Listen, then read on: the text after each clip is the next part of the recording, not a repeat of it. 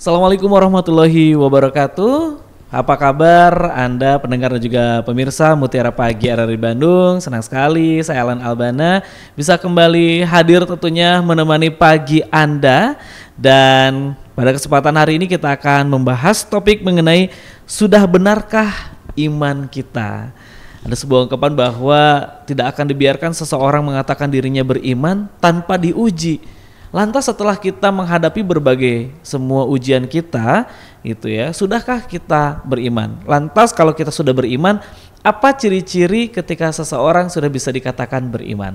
Terkait topik hal itu kita akan membahasnya bersama narasumber kami, dosen Fakultas Syariah UIN Sunan Gunung Jati Bandung. Beliau juga adalah pimpinan Pondok Pesantren Husnul Khotimah Cimanggung Sumedang. Telah hadir tentunya Ibu Ustazah Dr. Hajah Dedekania SH.MH. Assalamualaikum warahmatullahi wabarakatuh Bu Ustaz. Waalaikumsalam warahmatullahi wabarakatuh. Bu Ustaz, ini menarik ya. Sudah benarkah iman kita? Ya. Gitu ya. Lantas apa indikator keimanan kita sudah benar? Ya, Ustaz. Baik, bismillahirrahmanirrahim. Assalamualaikum warahmatullahi wabarakatuh. Waalaikumsalam warahmatullahi wabarakatuh.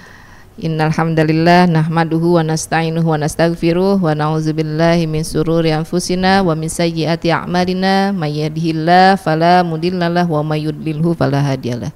Wa asyhadu an la ilaha illallah wahdahu la syarikalah wa asyhadu anna Muhammadan abduhu wa rasuluh. Amma ba'd. Alhamdulillah para pemirsa dan pendengar Mutiara Pagi dimanapun berada, hari ini kita bisa bertemu kembali melanjutkan pembahasan kita mengenai bab iman ini ya.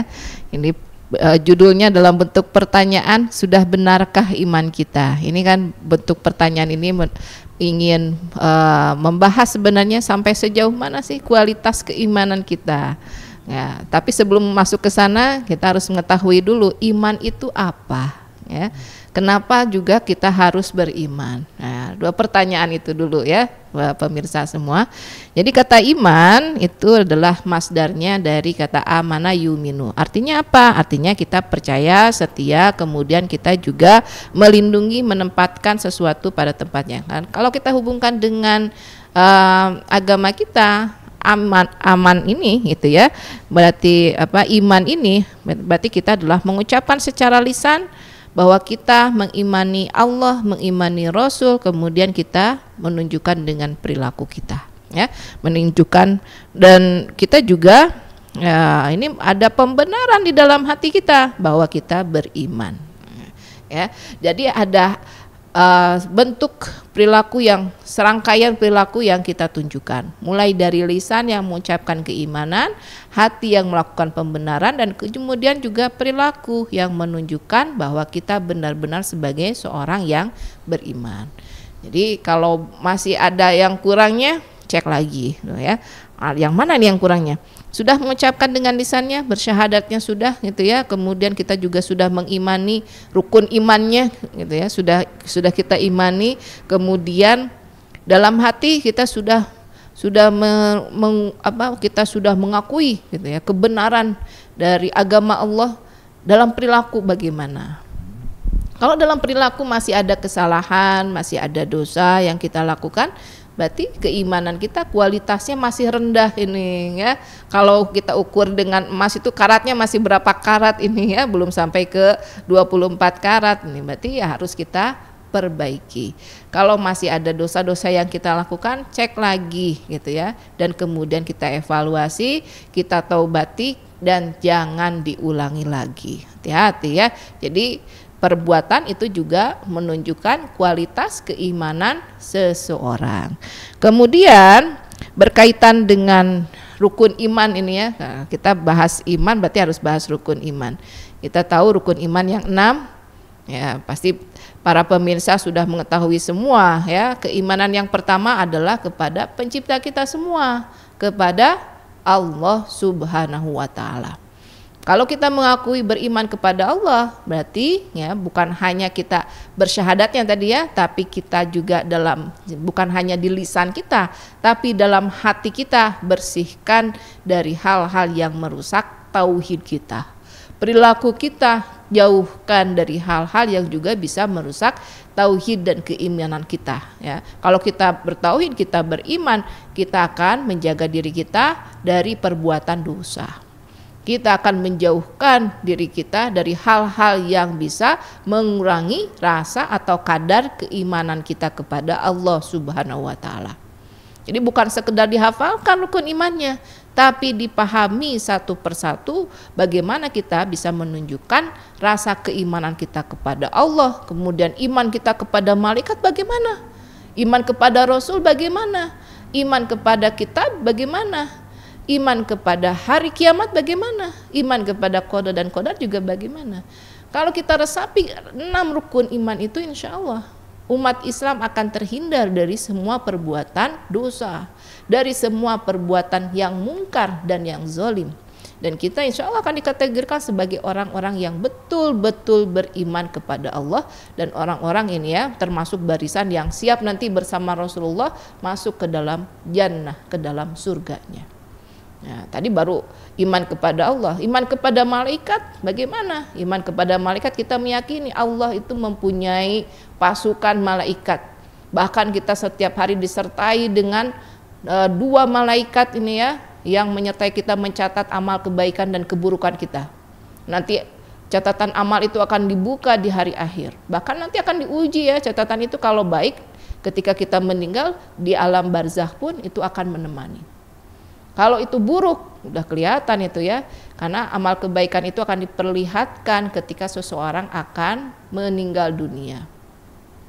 Ketika meninggal, ketika Israel datang ya, malaikat Israel datang, itu akan diperlihatkan apa sebenarnya isi catatan amal kebaikan kita. Kalau lebih banyak keburukan, yang diperlihatkan adalah neraka. Kalau yang lebih banyaknya adalah kebaikan, yang diperlihatkan adalah nikmatnya surga. Ini ya, mau yang mana? Pilihannya ada pada diri kita. Kita mau ke kanan, kita mau ke kiri ya, menjadi barisan di kanan berarti kita barisannya Rasulullah Shallallahu alaihi wasallam.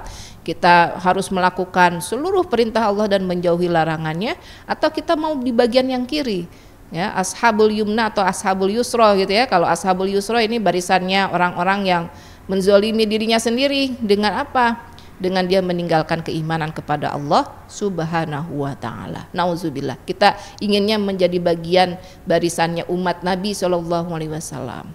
Berarti kita harus selalu belajar ya, jangan berhenti untuk mengetahui bagaimana caranya beriman kepada Allah.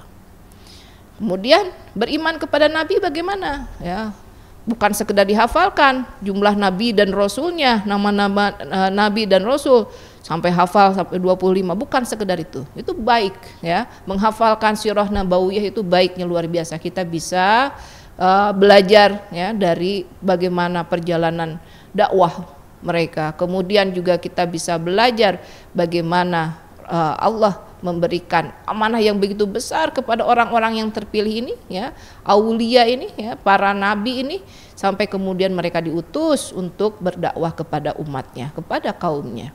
Dan kemudian kita juga harus melihat bagaimana ya, kalau kepada Rasulullah SAW kita melihat dan belajar apa saja yang Allah perintahkan kepada nabinya, dan apa yang kemudian Rasulullah SAW contohkan kepada kita.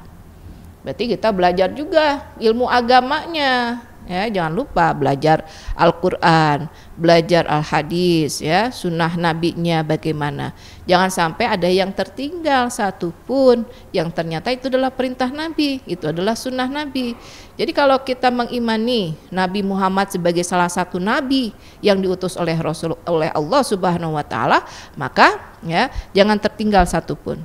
Apa yang dicontohkan, apa yang kemudian dilarang oleh Nabi, kita ikuti, kita yakini itu bagian dari kecintaan kita kepada Nabi, dan juga bagian ini yang paling puncaknya adalah keimanan kita sebagai umat Islam ya. Kita beriman kepada Allah, kepada nabinya pun kita beriman ya. Jangan ditinggalkan satupun itu ya, perintah itu. Dan juga kalau ada perintah ya, harus bagaimana? Kita harus ikuti sesuai dengan contohnya, tanpa dikurangi, tanpa diubah gitu ya. Jangan ditambah-tambahi kalau memang tidak ada dalam contohnya nggak usah ngarang-ngarang itu. Kalau ibadah demikian, aturannya sudah ada contohnya.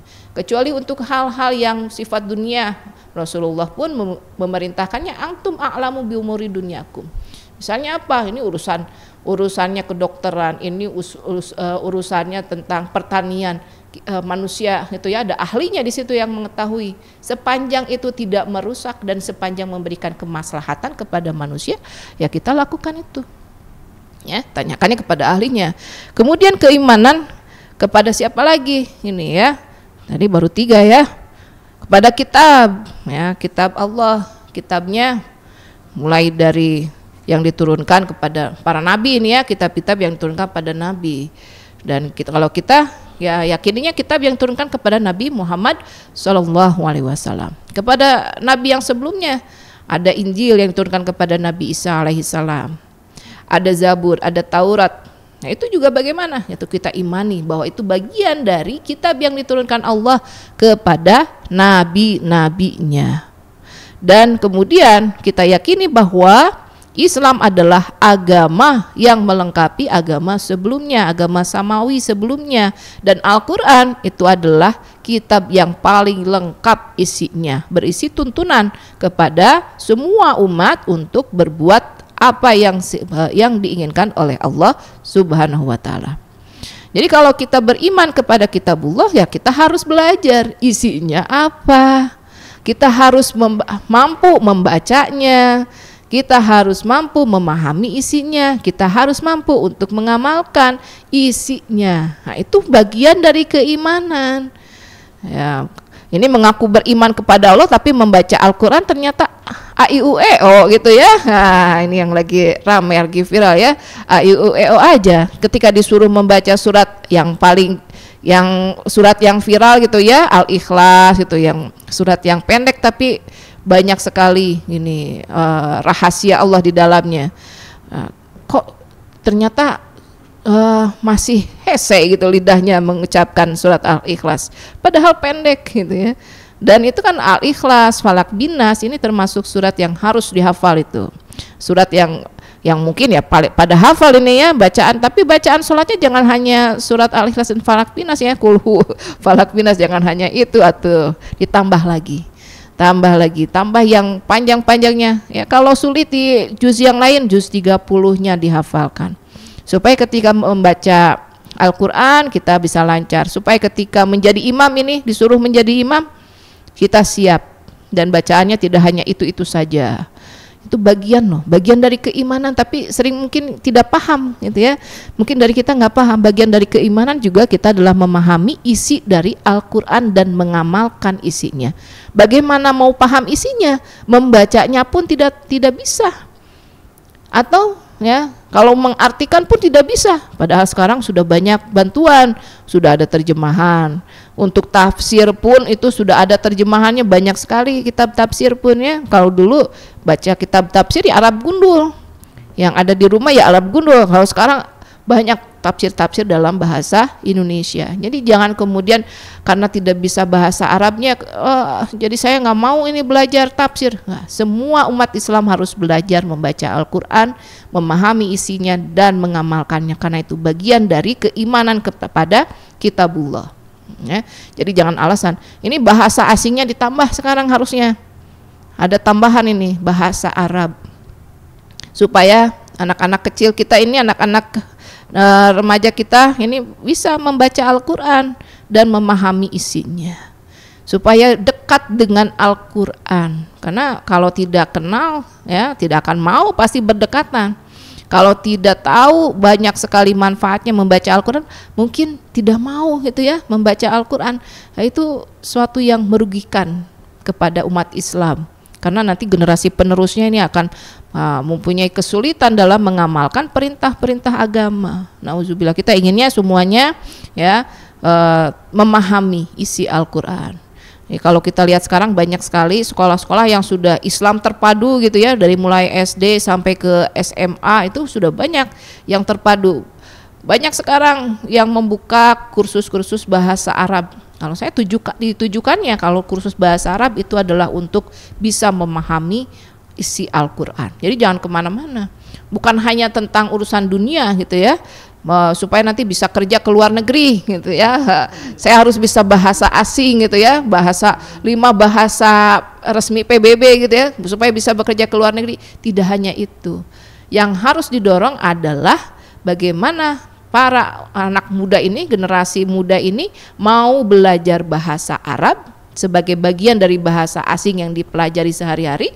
Untuk apa? Untuk membaca Al-Quran dengan baik, untuk bisa mengartikannya, untuk bisa memahami isinya, dan kemudian tujuan akhirnya adalah mengamalkannya. Jadi kalau kita bercita-cita ingin mewujudkan negara yang madani, ya salah satu PR-nya adalah membuat anak muda ini, generasi muda ini mau mengamalkan isi Al-Quran. Karena generasi madani, kalau kita kembali ke zamannya Rasulullah di periode negara Madinah, itu kan generasi yang memang umat pada zaman itu mengamalkan isi Al-Quran. Ya memang mereka itu enaknya luar biasa ya, nikmatnya luar biasa bersanding dengan Rasulullah SAW. Jadi ada pertanyaan, hal yang mendesak, mereka tanyakan langsung kepada Rasulullah. Kita mungkin jauh ya, generasi yang jauh.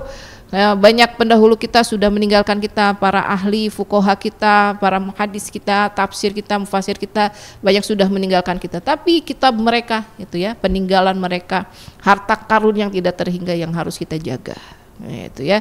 Ini baru 4 ya Kang ya. Masih banyak, mangga. Baik, dan tentunya juga terima kasih untuk Anda pendengar dan juga pemirsa Mutiara Pagi RRI Bandung.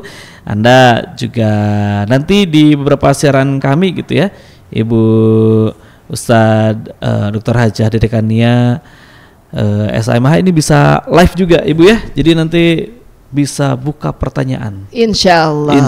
Ini... Tapi bukan hari ini. Nanti pokoknya kita bewarakan. Dan tentunya juga terima kasih juga untuk Anda yang sudah menyimak dan juga mendengar juga.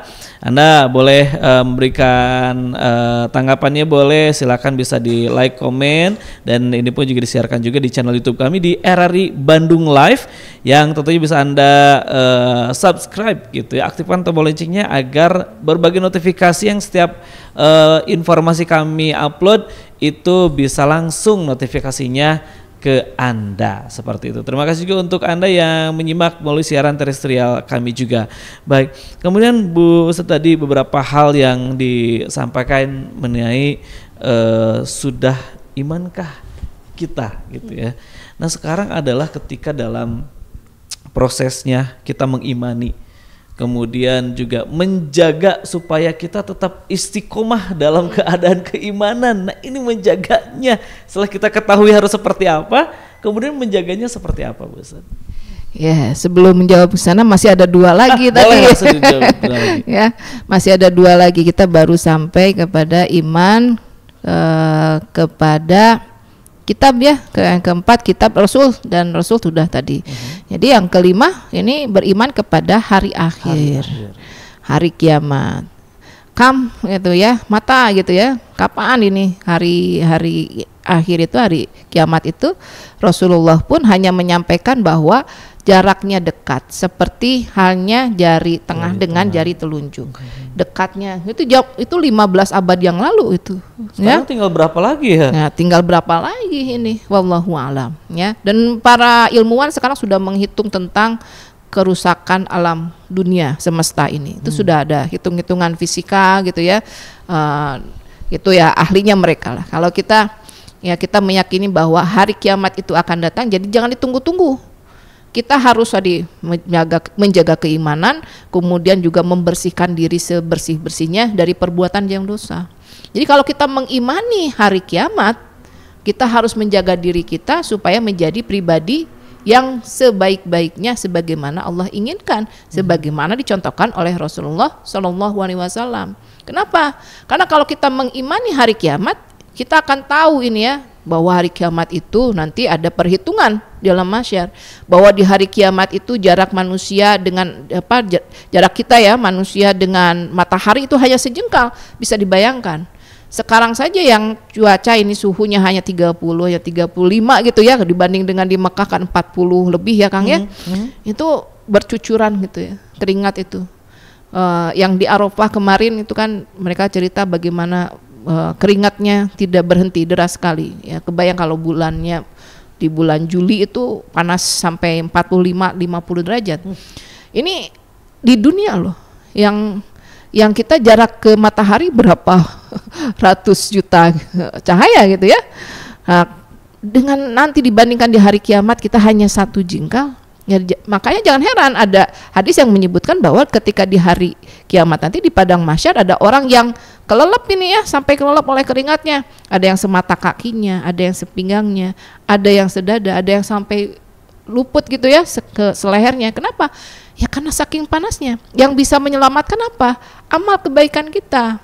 Jadi kalau amal kebaikan kita banyak, itu bisa menyelamatkan, memberikan payung gitu ya di hari kiamat dari panasnya matahari. Tapi kalau tidak ada, mau dipayungi pakai apa? Kalau kemudian ternyata keburukan kita yang lebih banyak, ya justru kita dinampakkan. Belum apa-apa sudah dinampakkan ya, bahwa keburukan kita itu banyak. Saking sulitnya gitu ya, saking banyaknya bahkan kita sampai kesulitan gitu untuk berdiri pun akan sulit. Nanti kalau sudah selesai perhitungan pun jangan dikira perhitungan kita gitu ya dengan jamnya kita.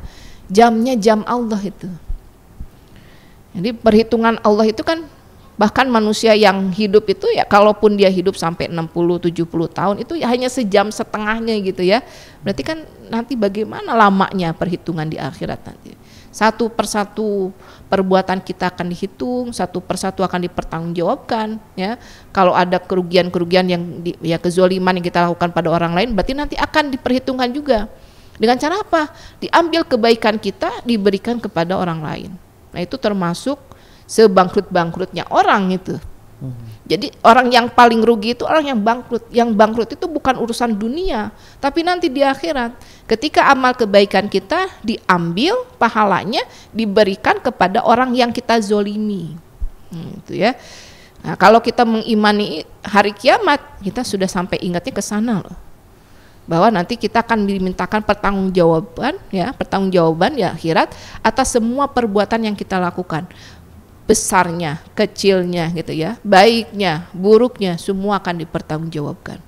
Selesai itu kita akan melewati jembatan yang tipisnya seperti rambut dibelah 7 gitu ya, Shiratal Mustaqim itu.